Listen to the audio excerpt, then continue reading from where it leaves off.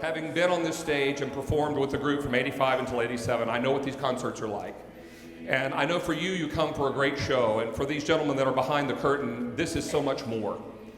This is a time that they spend together, and a time they've worked for, and a time that they want to spend and share with you, but also share with one another. Saying goodbye to 4 seniors tonight is hard, because those 4 seniors are very much the bedrock of this group, just the way they have been since this group was founded back in 1977. Because at the end of the day, we're not just men who love great music and love one another, we love this great university. And we have a bond of brotherhood that will never, ever be broken or shaken. There's a cappella singing goes back throughout the entire history of Western music.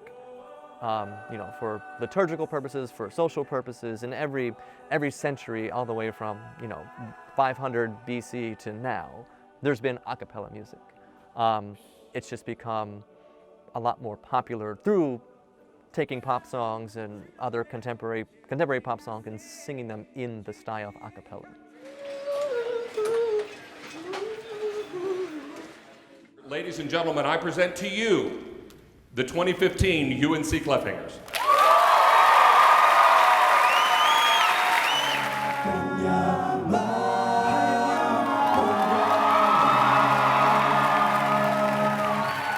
It's gonna take some time to do the things we never had.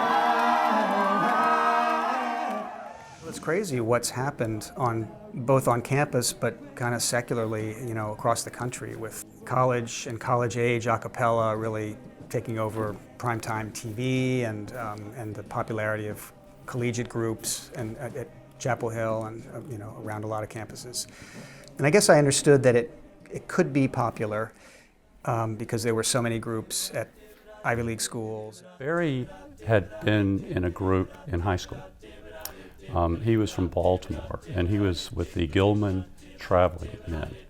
And the Gilman Traveling Men, they used bow ties, they wore vests, and he arrived at Chapel Hill, and even as a freshman, he thought we should start a group like this. Tom and I were in a fraternity called Chi Psi, and it was the Chi Psi Quartet, and we sang at their dinner.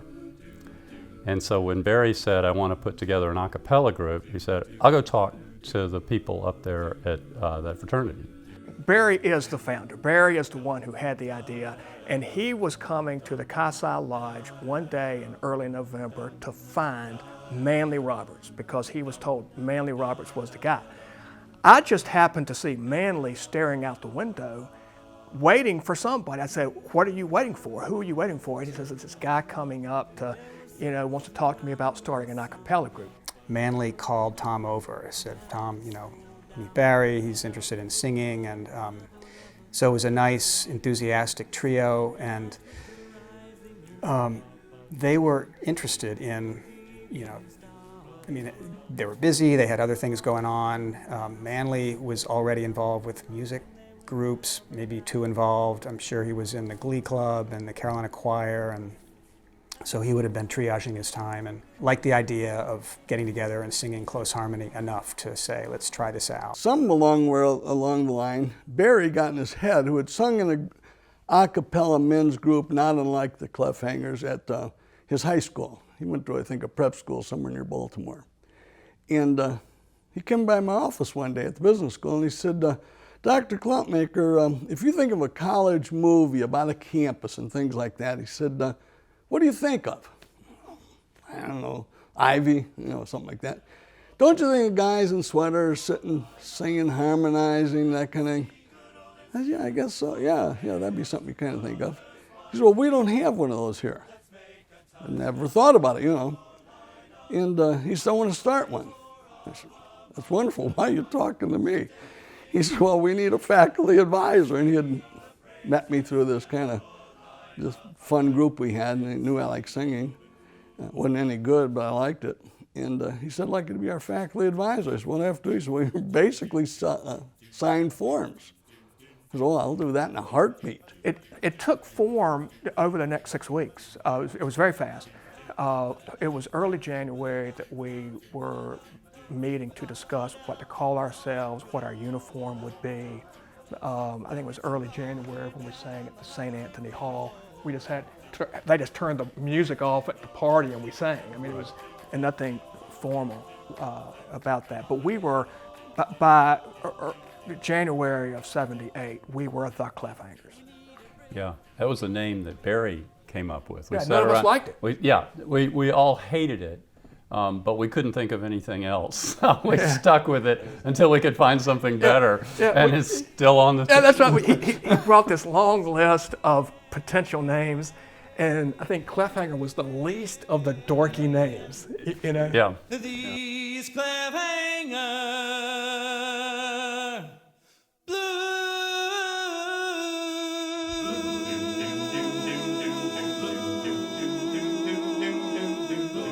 We're kind of a ragtag group, a lot of fun to be around.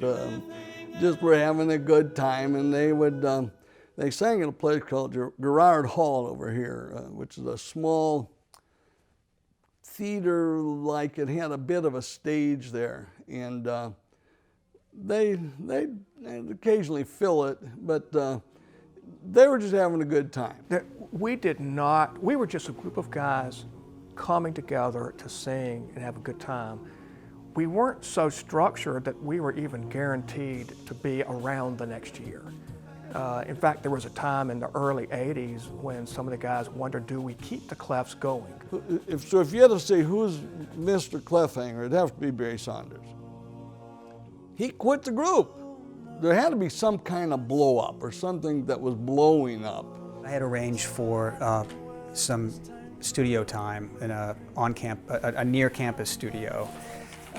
Bargained for the hourly rate, figured out what we could do, and then went back to the group to say, pretty please, can we carve out 2 days from spring break or winter break or whatever break it was, and basically got turned down again. No, we're not going to do it. And so that was my blow up and goodbye to the group. It's like, well, fine. If you're not going to, this is what's needed to ensure that this group continues beyond the spring. So I took a big brown faux leather scrapbook that I had all the Clef mementos and heaved it across the room, which has been that was the last that scrapbook was ever seen. And the group hung together and reconvened and did it. I wasn't necessary to the group at that point. And Barry came up one time with making a recording. Well, that was almost like the kiss of death with some of them. This is going to be a lot of work, and we didn't get into this to make records and that kind of thing. And I kind of took Barry's side on that. And the reason I did was I felt if something did happen that the group somehow or other disbanded, I'd have at least a record, and I could maybe find some young guys on campus who wanted to try and reinvent the Clef Hangers, turn the record on and let them listen to it, and I could maybe resurrect them. Until then, until we had something solid, an actual memory of the thing, digital in this case, or whatever you call it, I was concerned that something would happen and it'd just go away. Yeah, there was no sense that this was something that was going to last forever on this campus. Where no one is more shocked, I think, than we are that the group is still around and that it is singing at the level that it sings at. It took quite a while for us to get going. We'd go up and go down, and I was never real sure we were going to make it. One of my early challenges was to put together an approach to provide the association with a much needed new alumni center. And so one of the places we went to look, the architect and I, was the University of Nebraska in Lincoln.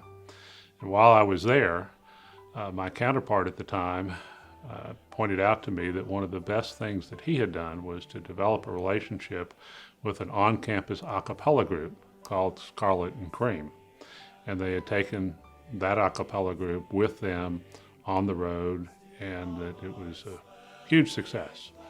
And it started me to think, because I had already learned that the Clef Hangers had a real stature already on our campus, but was not really certain of where the advising was coming from, what infrastructure they had, what kind of support they received. And so we began a dialogue to see whether or not there was something of value that we could provide to the Clef Hangers, a kind of permanence. Here comes Carolina Liner, here comes Carolina Liner, we hail from NCU. We've got the team to win it, we've got the spirit in it. Thank you all so much. Good evening. Thanks for having us. We are the UNC Clef Hangers, proudly sponsored by the University of North Carolina at Chapel Hill General Alumni Association. Thank you on behalf of all the students in North Carolina for everything that each and every one of you does for higher education. We're so thrilled to be here. We've got a couple more for you, so we hope you enjoy. When I'm gone to Carolina in my mind.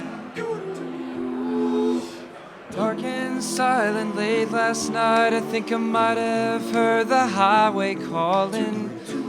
Geese in flight and dogs that bite. Signs that might be omens say, I'm going, I'm gone to Carolina in my mind. I think the group evolved over a number of years, and I think today we're very much that symbol of the university. I think in my era, we were beginning to open up that chapter of the group's life and really get involved with being much more of an ambassador for the university and really very connected and a visible part, the face of the university in so many ways. I think our work through the Alumni Association is where a lot of that began. I think a large part of that evolution was the fact that I was never a director. I couldn't be, number one, but they didn't seek a director. But because of that, it allows them to change because they're changing, the group, but it also ensures a certain level of continuity that's not beholden to it. It's kind of a changing continuity, and I think that's largely because they pick their new mates. So if we graduate 3-4 seniors, they pick the replacements. But I think it's fair to say a lot of us in the early group, if we were auditioning today, would not make first cut. When you're on the auditionee side of the table, it can be very intimidating. You walk in, even as I guess I would have been an 18-year-old, walking into a room full of other guys that are all older than I am, that are all supposed to be in the cool singing group on campus. It is very rightfully intimidating. They're sitting there judging you, they're writing stuff down, you don't know what they're writing about. And they just ask you to sing, and you have to sing it without instruments, and you just have to do it right there. And they base more or less the audition on those first 90 seconds. I came to visit with my parents after I knew that I got accepted to UNC. I was still like a senior in high school, and I came here and I did the audition, and I did whatever I thought I could. And at that point, I had there was no pressure because I knew I could come back in the fall and audition again if I didn't get in. And then I ended up getting a call back. And that's when you really get time to hang out with the guys. And I remember that was the point where I went in to sing for my callback audition, and they asked me to sing this blending exercise that we do. And they taught me the part, and I said, all right, I got it. Like, I'm on it, let's do it. And they said, all right, here we go. And they started singing, and I was supposed to sing with them, and I just completely forgot to sing because I was listening to all the voices around me, and I was just so blown away by it. So I didn't get in. And, but yeah, so then I came back in the fall and was lucky enough to get in. But I got some feedback from the current members and gave me some tips, and I practiced hard. And then I came back in the fall, and at that point I was pretty nervous. For me, that was do or die. I remember being very nervous, absolutely very nervous. Just hoping that I had sung well enough to have made a positive impression that they, would at least consider me. I can tell you that I did not make my first audition.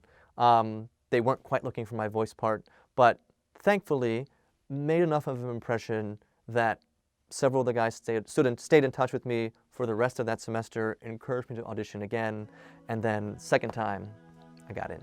obviously, first and foremost, we are a musical group, but because we spend so much time together with each other, it's important to, just kind of talk to them and figure out if we can get along, do we have similar interests, all that kind of stuff, because it's a family, and so that's obviously the music is important, but that's another important factor that we try and take into consideration. In addition to someone's singing ability, we wanted to see if they had the personality that would mesh with the group, because so much of what we do is so incredibly intense and there's a lot of time we spend together, so we really had to feel like the person that we were meeting and the person that we were accepting was someone that would really kind of gel with the other members of the group, because that's sometimes as important as the music. Something that Cole Boyer always said to me, and he is a Clef alumni, he always said that we all wanted you guys to be here, because when we choose to have someone be in our group, it's a unanimous decision. So we all decide that we wanted you to be a part of this group. And that's just a beautiful thing, because it shows that in that 30 minutes in the audition process of trying to get to know someone in that such a small amount of time, all of these guys decided, well, we want to take a risk. We want to give this guy a chance. Like, there's something about this individual that we see potential in, or that we like, and we want that person to be in this group. And it's just amazing, because then that happens, and then you meet people who change your life.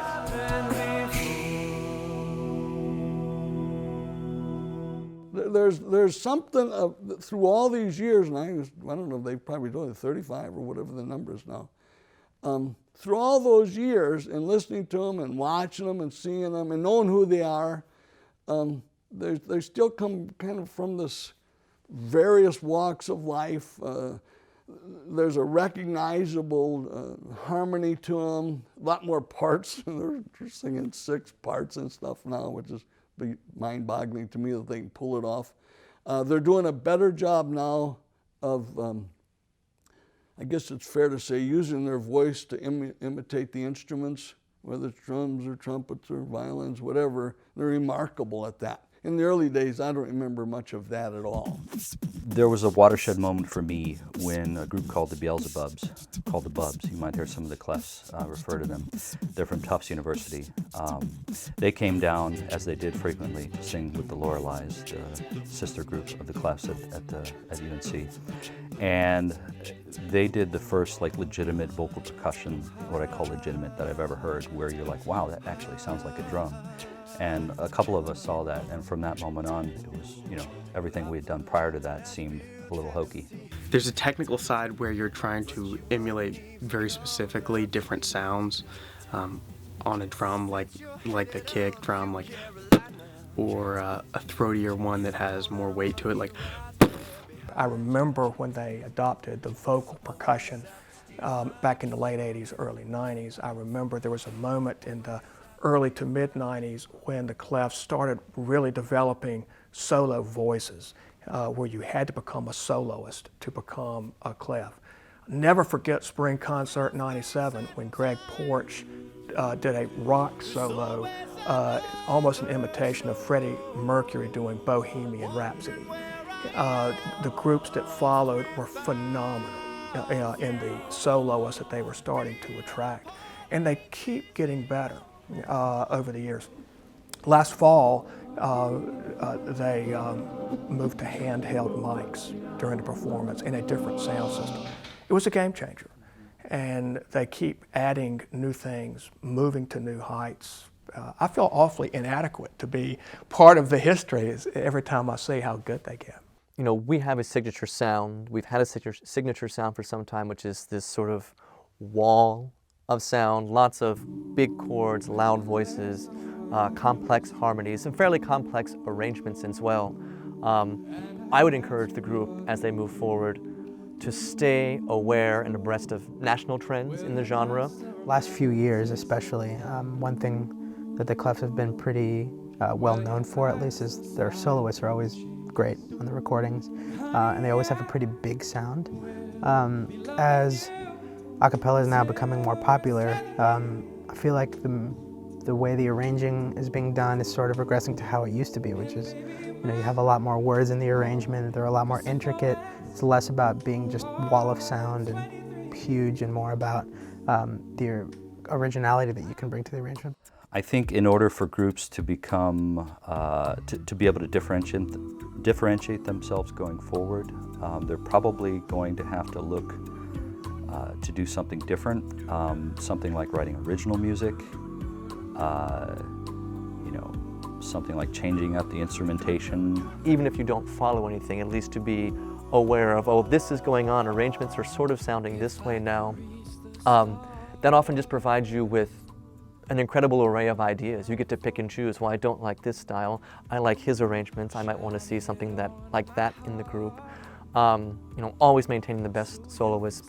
If you take the best singers, you're going to end up with the best sound. And that's one thing we've always prided ourselves on, is taking top-notch singers, top-notch soloists. You're going to have the best background singers in the world, but if there's not a great soloist to go on top of it, it's not going to be as satisfying of an experience. Like that river I've been running ever since. It's been a long time coming, but I know a change is gonna come. I'll tell you what's different today. It's very, very important to these guys who the next president is. They talk about it among themselves. They have discussions. They have an actual election. They're very serious about the brand. They know that the right leadership means a certain thing, the wrong leadership, the wrong choice has its implications. And sometimes they have 2 or 3 guys who are or could be outstanding presidents, but or the music director. It's very important who that music director is. And they make sure that the next one coming up has had training as the music director. It's key. Yeah, just end with a run. We won't leave tomorrow night until every senior solo has been run perfectly. Great. And Carolina. Everybody on board? Granville. Ready? 10 o'clock. They've certainly changed a lot over the years, and the thing that tends to drive these ships from a group like the Clef is always the leadership. So from time to time, you'll have an extremely strong leader or a set of leaders. Other times, not so strong or just young and learning how to be a leader. But the leaders in the group want the group to go the direction that they see it, and they want to leave their legacy behind. And so in order to do that, you have to impact the guys that are coming in your own way. And Jeff's leadership style, for example, is much different than the music director's leadership style when I was a new guy. This is the time to cock your ears and stop singing flat. I think that tradition is all that we are. In this case, a group that's this old and tries to be as individual with respect to other a cappella groups and with respect to other organizations and groups of people. We try to be so much our own thing, that tradition is really all that we have to build on. It's not to say that it's all we have, period, but it's all that we have. It's our basis. It's the nature of how we come together. I always remind the younger guys, the only reason why we're invited to do Dean Smith Memorial Service, for example, stuff like that, the only reason why we're there is because of the 35 years before us. That's the only reason why we were given that privilege. Because we're talented and we're lucky to be together and find each other, and it becomes emotional as you go through the years, but we're just singing together. We're just standing in a circle singing, a half circle singing, but we're there because of the 35 years of guys that did the same thing before us. They have to be aware of the fact that they truly represent the university. We will now hear from the UNC Clef Hangers, who will perform Amazing Grace. I'm proud of the fact that when you graduate, you are not officially graduated until the Clef Hangers have sung Carolina in My Mind. I'm proud that when Dean Smith dies and we have the memorial service, it's not a full service unless the Clef Hangers perform in some way. They have become the official musical group for those types of ceremonial occasions. And I'm very proud of that.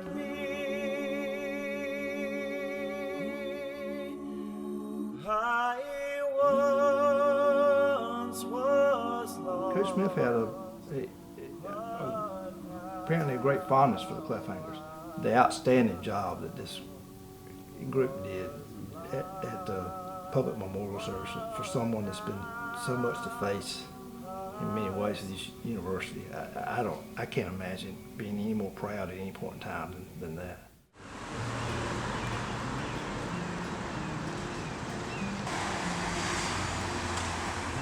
My husband and I were students here in the 60s to 64. It took us way too long to get back to Chapel Hill. We retired back 11 years ago. And we've done everything Carolina. It's always been in our heart. We're blue, but the Clef Hangers are just the most amazing group of young men, not only as singers, but what they do to promote Carolina.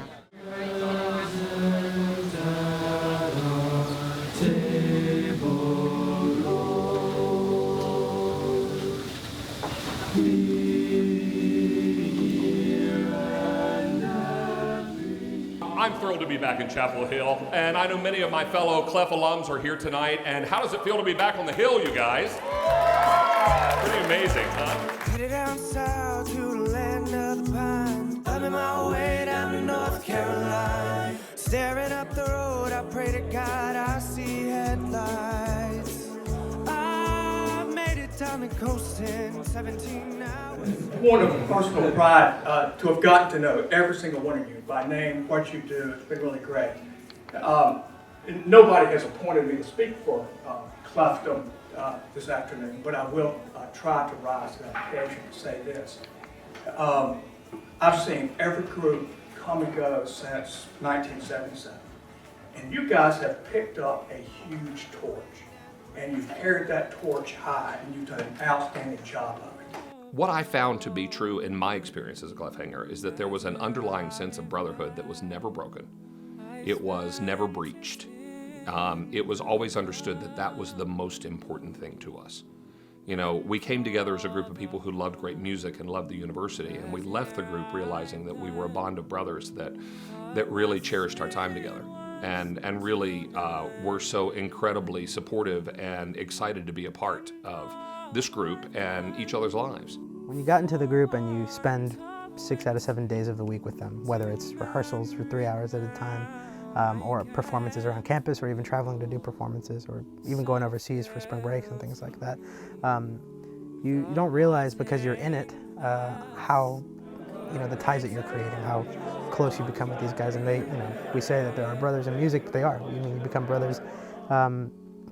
Most of the guys, all of the guys that were in my wedding were Clef Hangers. When I needed help moving, or whenever I needed help with anything else, it was the guys who I was in Clef Hangers with. And I have friends from high school, I have friends that I've met in professional work throughout the years, but to this day, whenever I need to catch up with my buddies, it's the guys from the Clefs. And it's one of those things that goes beyond the singing group, because you spend those 4 years really forming a really tight relationship.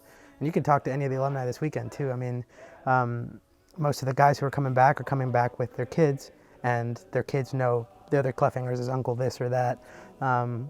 Same thing, the weddings full of their friends that were in the Clefs together. It starts off as a bunch of guys who have a common interest in music, but it becomes so much more than that. My grandfather had been suffering from dementia for a few years, and he passed away.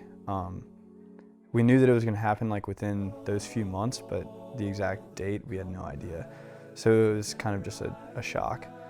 And I just came into practice one night and I was like, guys, my grandfather's funeral is next week, and it's in Nashville, Tennessee. I was like, it would mean so much to my family if you guys could come. And everyone, it shocked me, and I'm gonna start crying right now, but it just shocked me. Everyone was just like, yes, absolutely. I wanna be there for you. And that sort of thing, the music brought us together, but we're friends, and they're my best friends because they were willing to do that. My wife has a quote, which I think is a really great quote. I think it's a Chinese quote. She says, it's a great culture where old men plant acorns whose shade they will never sit under. And I think of what this group will continue to be, and the fact that we won't be around, that actually makes me very proud, very excited for them. And tradition is really all that we have to move forward on, but I think that if you don't make the group what you want it to be, the way that you see it with respect to, thinking about what's come before you and what you want it to be moving forward, there has to be a balance between those two things. It can never be just living in the past. It can never be forgetting about all the things and the people who've come before you. You have to find a way to strike a balance between those two things. I think you got to keep an open mind. Just because something's been done one way in the past doesn't mean that it couldn't be done equally or even better a different way. And so while there are certain traditions that we must hold on to in order for the group to move forward, there's also other things where it's important for people to be creative and to sometimes even question things and to have the courage to move in a different direction, even if it hasn't moved in several years. It's not important to me that we as individuals or even our group be remembered. What's important to me is that the group survive and that they continue to improve. I think that it would be a great legacy if, 100 years from now, the Clef Hangers are as much a part of this campus still as the Whiffenpoofs are at Yale. It's nice to be a small footnote to some history somewhere, but what's important to me is to see the Clef legacy continue and to grow and to become more a part of this great institution. Carrying cheese, silver sun, you best walk away and watch it shine. Watch her, watch the morning come. The silver tear appearing now, and I'm crying, ain't I? I'm gone to Carolina in my mind. Ain't no doubt in no one's mind, love's the finest thing around. She whispers something soft and kind. I love you too, Jeff. Hey babe, the sky's on fire and I'm dying. Ain't I gone to Carolina in my mind? In my mind, I'm gone to Carolina. Can't you see the sunshine? Can't you just feel the moonshine? Ain't it just like a friend of mine to hit me from behind? And I'm gone to Carolina in my mind. Dark sunrise, highway call, geese and flying dogs abide. Signs of mine be home and say I'm going, I'm gone to Carolina in my mind. With a whole host of others around me. Talking with Miles about this earlier today, we remember the set and the big important things of every concert, but little moments will pass. And so you have to soak it in. Remember every single moment. Try and take as many mental images as you possibly can tonight, because they will ultimately be replaced by other ones. You must forgive me if I'm up and gone to Carolina in my mind. In my mind, I'm gone to Carolina. Can't you see the sunshine? Can't you just feel the moonshine? Ain't it just like a friend of mine to hit me from behind? Yes, I'm gone to Carolina in my mind. Yes, I'm gone to Carolina in my mind. When I'm gone, I'm gone. I'm gone. Won't you say nice things about me when I'm gone? Won't you carry on without me?